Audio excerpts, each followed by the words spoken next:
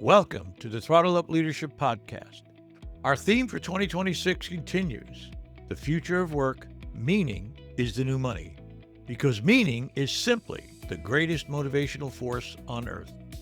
But 68% of the global workforce is disengaged, leaving $9.6 trillion in productivity on the table every year.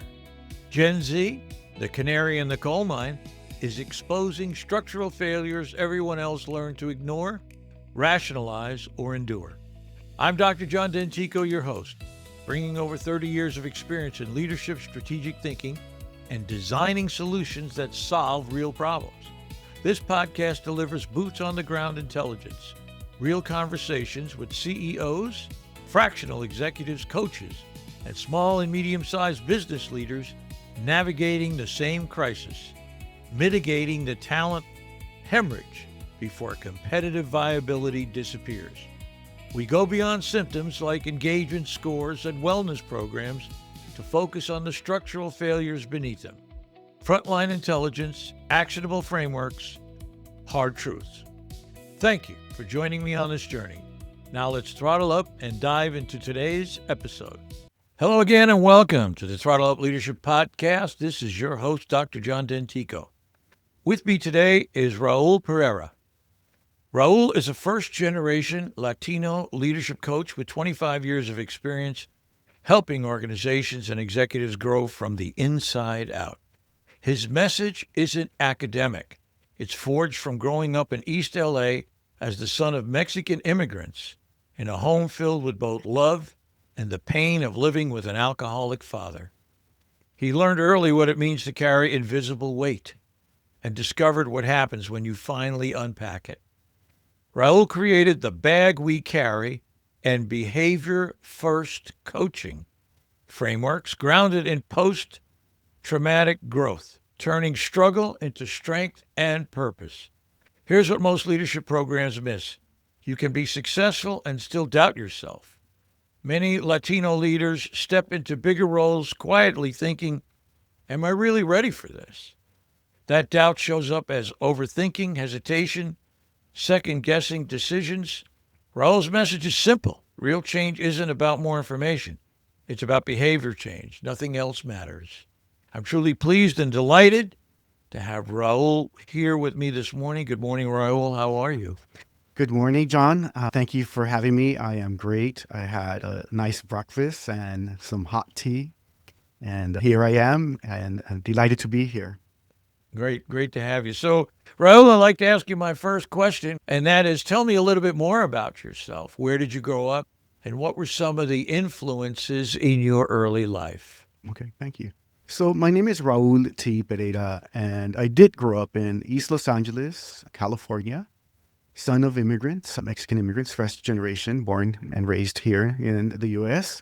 And I think for most of my life, I've always been on the defensive, always been hypervigilant, always been not trusting people. And I think growing up, and it has to do really, no, I don't think I know that it has to do with growing up with an alcoholic father, where you really wouldn't know if you were going to get the version that was loving and caring or the version that just threw your household upside down.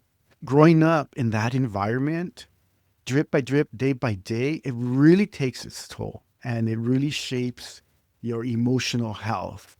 And I didn't know that back then. Of course, I was a child and then a young teenager, and then into early adulthood.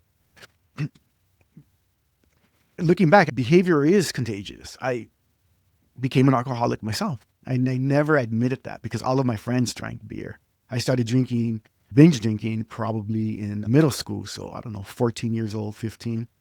And I thought that was normal. But what I was doing is I was really just escaping. I didn't want to be around the house. I was gone Thursday, Friday, Saturday, and Sunday. Just the life of partying and socializing and hanging out with friends and whatnot. And I think that the first big kind of wake-up call that I had was I didn't graduate from high school because I just got caught up in the social, the partying, and I failed chemistry. Oh no, I got a D, and I just remember being so defeated and just wondering, what am I going to do for the rest of my life?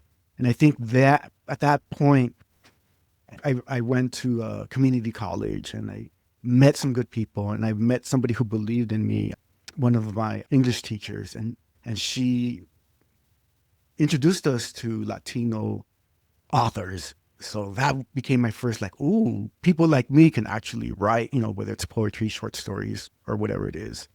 And that was my really first taste of, like, there's actually a life more beyond East LA. There's a life beyond living with an alcoholic.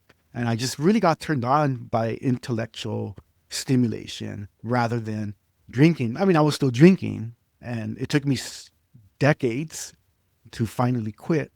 But my biggest influence was believing in somebody who believed in me and my abilities and encouraged me to go to four-year university, UC Berkeley. And I went there, graduated Dean's List, because I was on this crazy focused mission to be the best student I could be.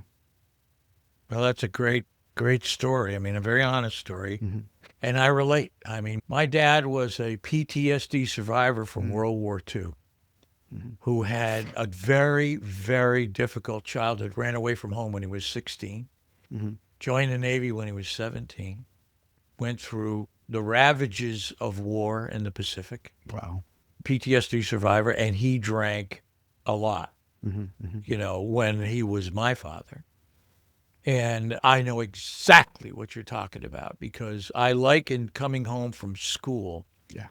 to walking into a room and you didn't know if the room was filled with an inert gas or an explosive gas. Mm-hmm. You just showed up, and in a manner of speaking, it was like lighting a match.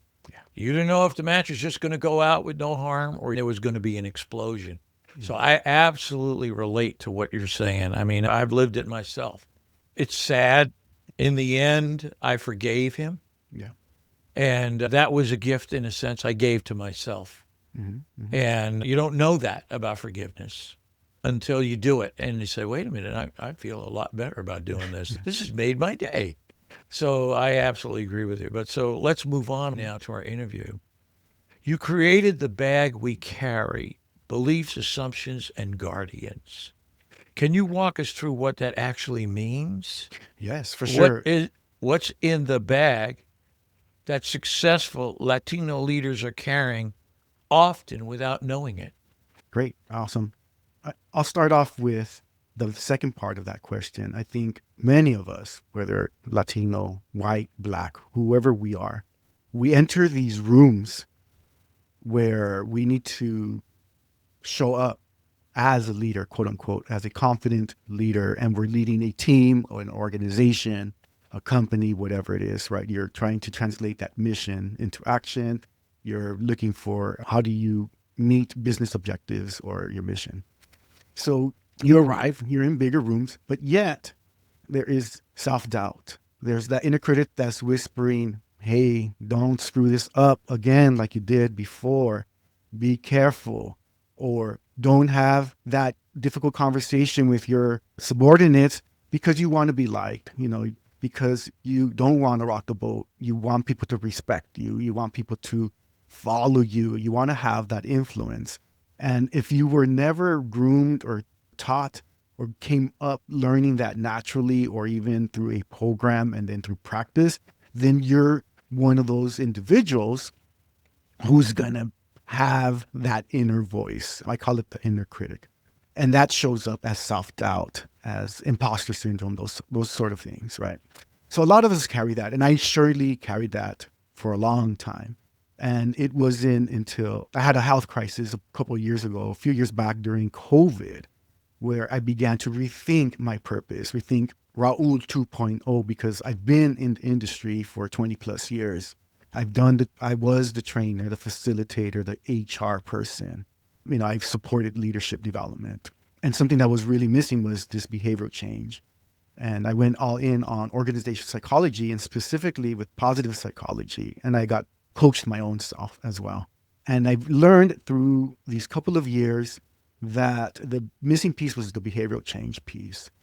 And I've gathered and created this framework called the bag we carry, based on positive psychology, and then with my own healing and growth now as a professional leadership coach. And I started testing it out little by little over the couple of years. And this is what it is. It's the bag we carry. So imagine you have an invisible bag that you're carrying with you.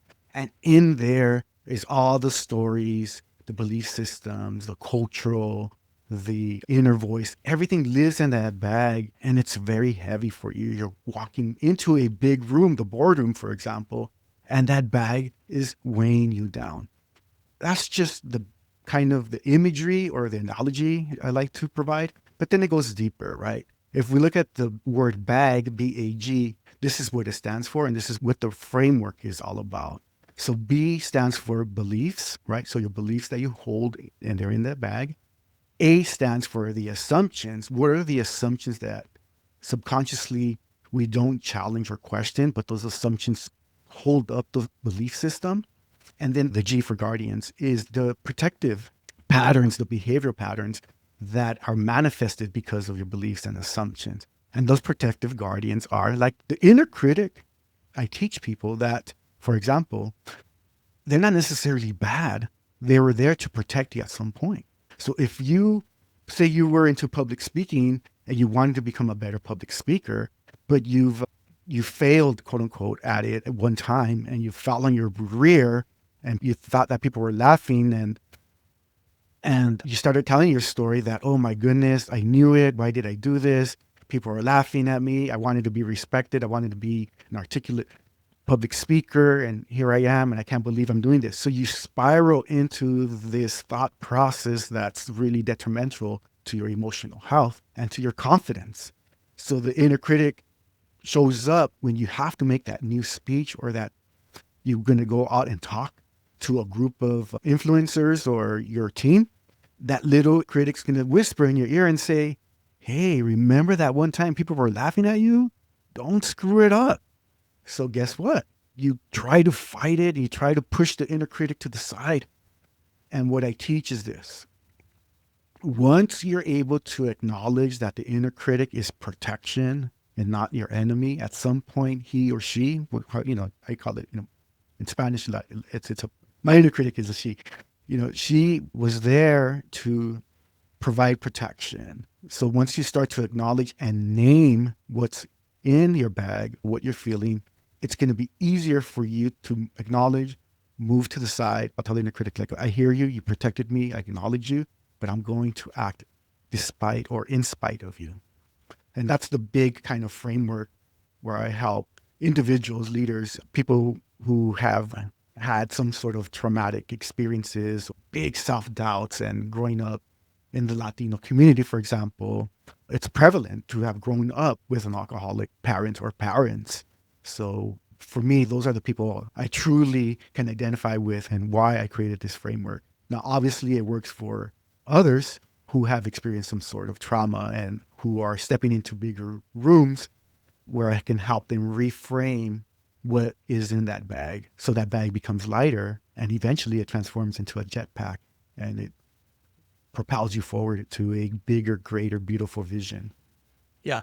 And from my experience, behavior change like that takes time. It's not instant. Mm-hmm. It may take several years of creating. There's this old saying, and absolutely true, and it says, in order to break a habit, you got to create a new habit. Mm-hmm. Mm-hmm. So in order to break something that's holding you back, Mm-hmm. you have to create something to put in its place. And I like to contrast behavior and action, Mm-hmm. subjective action. A behavior is an objective action. You just behave. Something happens and it's keyed. Like you say, you react. Whereas an action is a subjective thing that you do to overcome the bad behavior. Mm-hmm. And I'm sure you've lived that in the sense, oh, wait a minute, I can't do that. Yeah. I don't want to, hold on. I'm going to change my direction and go over here. Mm-hmm. And there's this thing I talk about every once in a while called the rule of 7 in psychology. Mm-hmm. And the rule of 7 says that in order to change a behavior, you need to do the new behavior at least 7 times for it to stick. Mm-hmm. The behavior, or really the action, which then converts to behavior.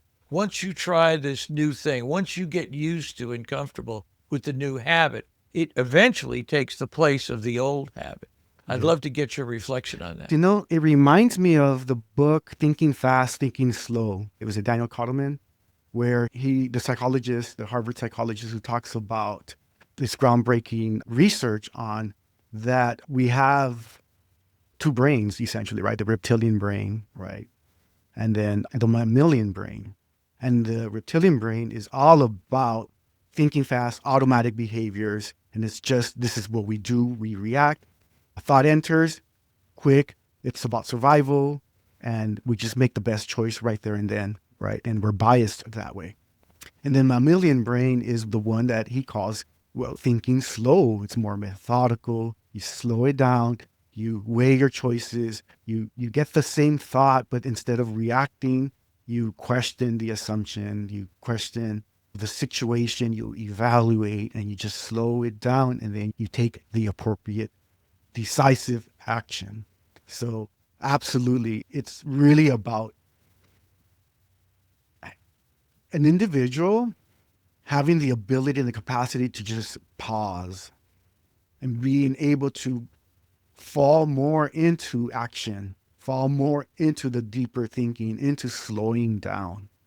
Because, as you know, in psychology, true behavioral change does take a replacement of habits, right? And one of the formulas that I like to use just to overly simplify behavioral change is the formula I think about is it's the thought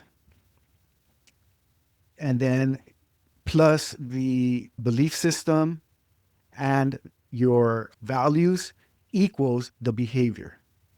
And I just say that in a very simplistic way because it all starts with our thoughts, with our thinking. We give rise to a story that we've been holding on to for a long time or a new situation in our mind.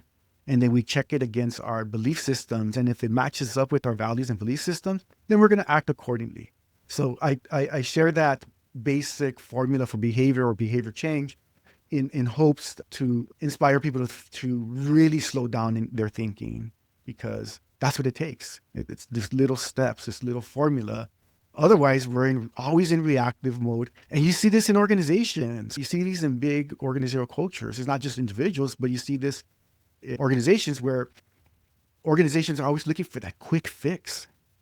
They're looking for the quick solution. Just throw training at the problem. Just hire more sales representatives. Put a Band-Aid on it. It's going to be fine.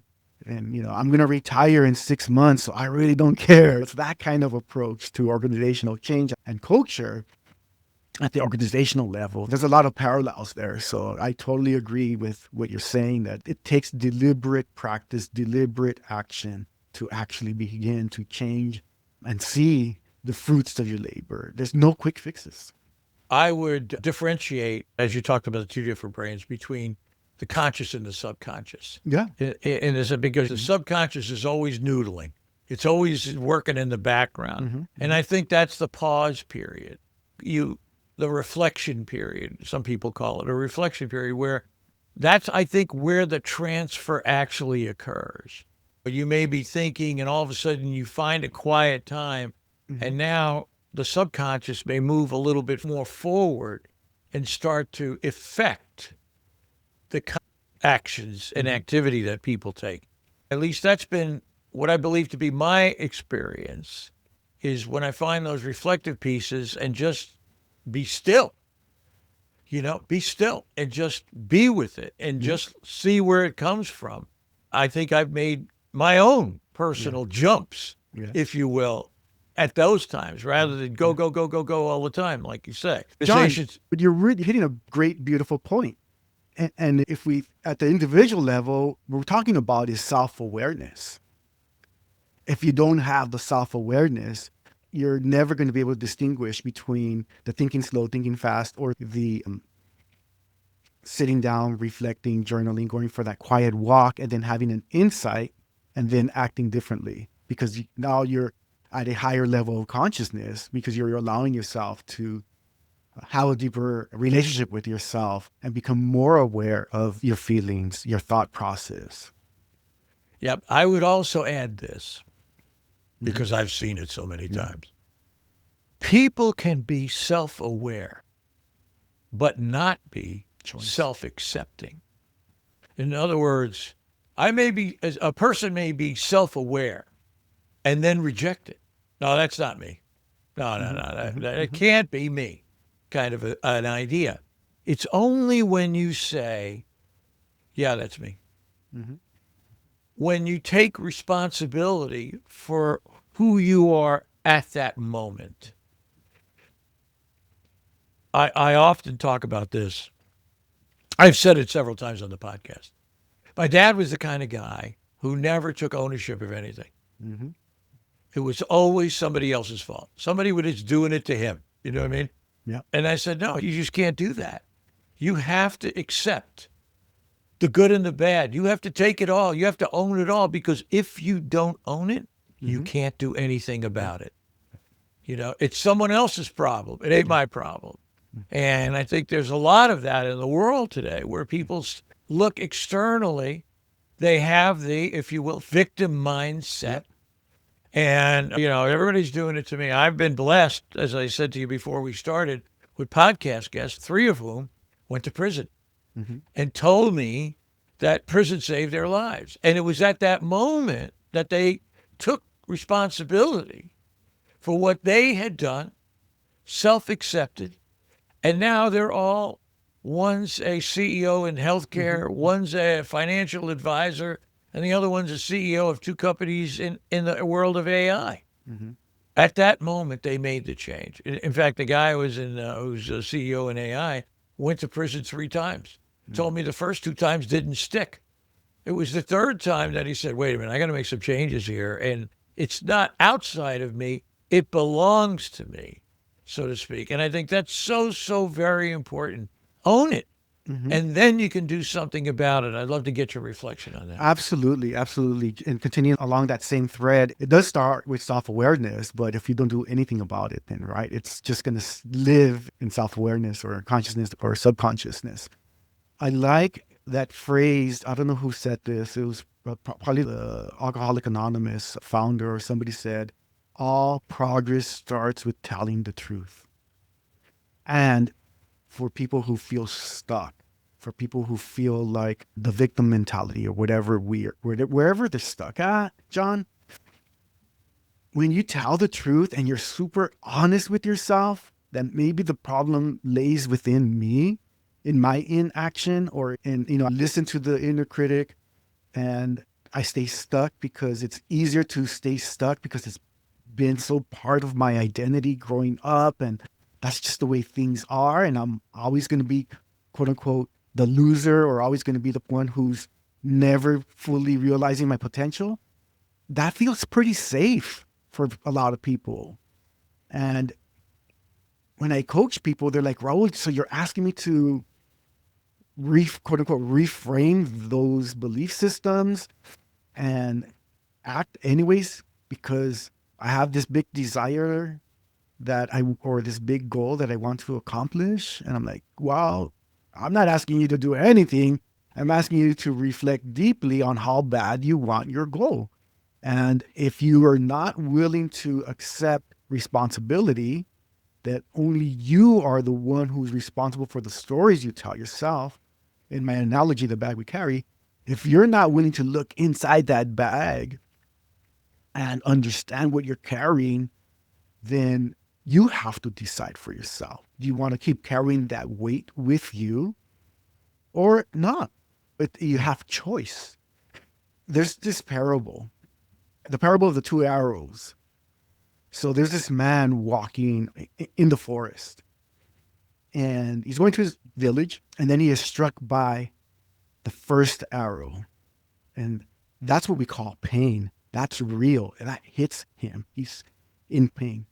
Now, there's a second arrow, and that's what we call suffering. The second arrow is self-inflicted. That man can now tell himself the story of, I am a victim and poor me, poor me, poor me. I got struck by this arrow, and carry that second arrow to the end of his life. And now he's being defined by that second arrow. He is choosing suffering over moving on with life and healing, right? The first arrow's pain, life hits you in the face. The second arrow is a choice. And most of us are always living with a second arrow, self-inflicted pain, which I call suffering. And this is what happens when you don't make a choice. Actually, you do make a choice. You choose not to be responsible. So you choose to continue to suffer. Yeah, I agree.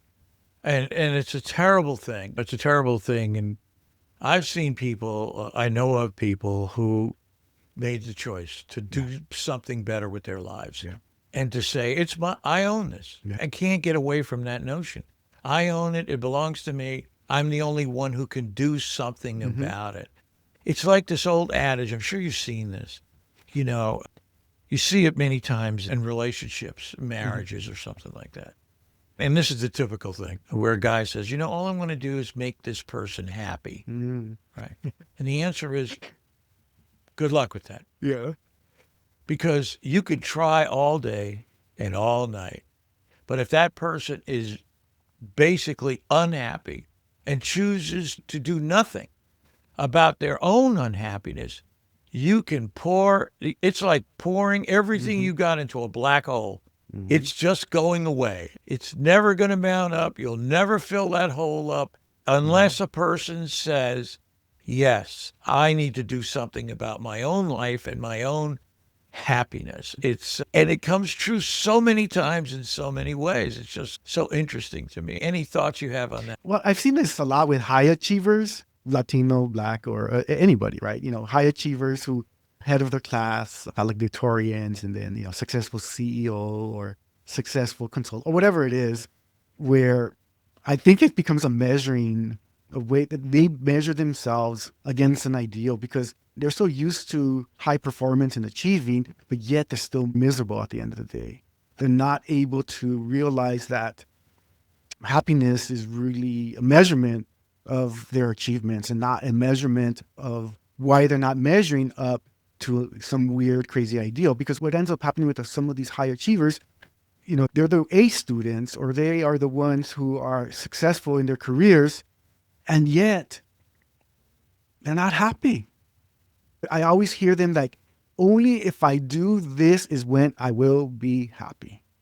They don't give themselves permission to actually look at their results and look at what they've gained and the work they've done and say, yep, this is in the now.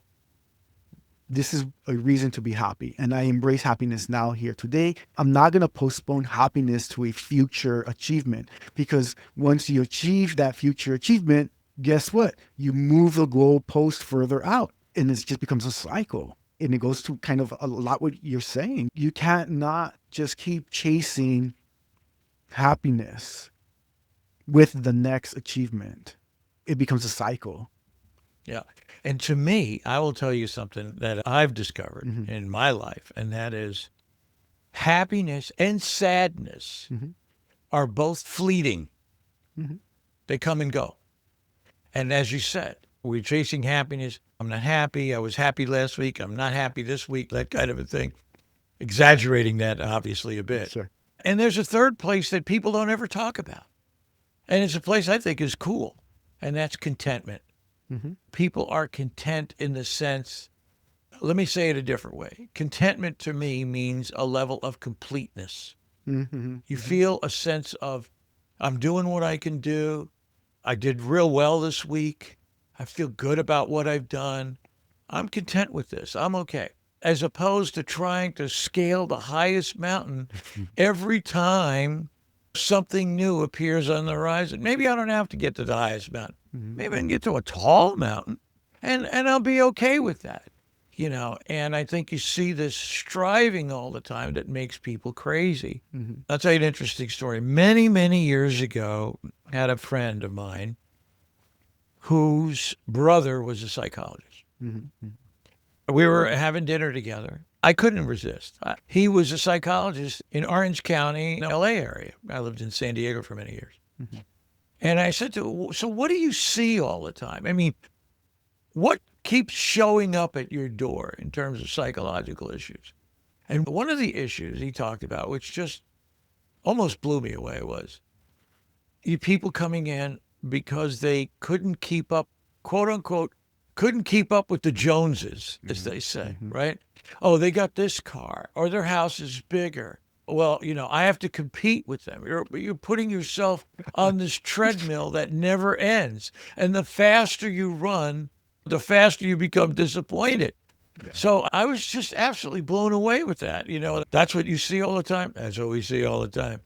It's amazing to me. And unless you stop, I own this. I think one of the things that happened in my life, I always point to, most powerful days in my life, one of the most was when I accepted my own humanity.